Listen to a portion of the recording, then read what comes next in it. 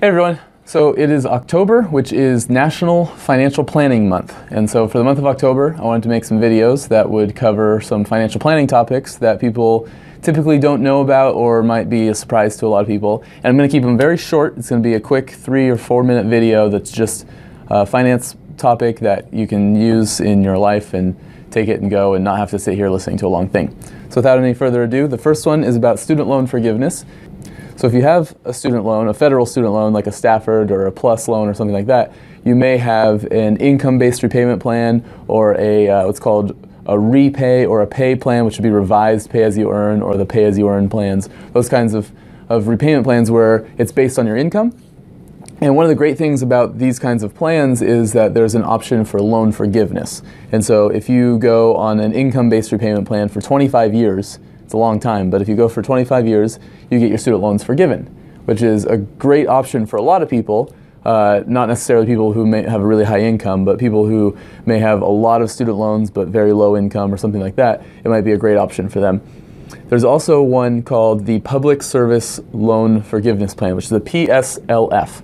And that one allows you, if you're working for a government or like a national or local or a tribal government or a nonprofit or something like that, after 10 years of qualified payments, you can have your student loans forgiven that way too.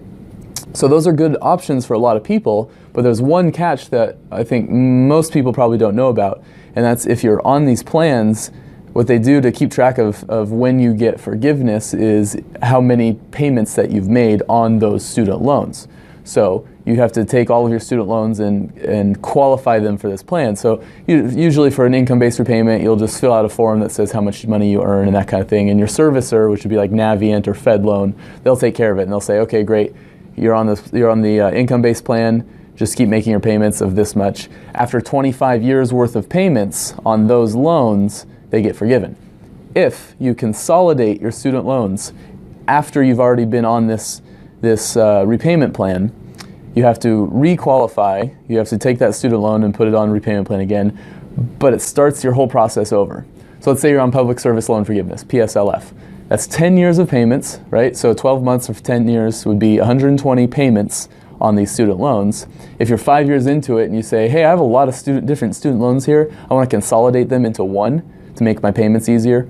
Now you consolidate it into one loan. That's a brand new loan. That consolidated loan is a new one. It's not one that you had before. It's not all of them added together. It's a brand new one. And so that 10-year clock starts all over again.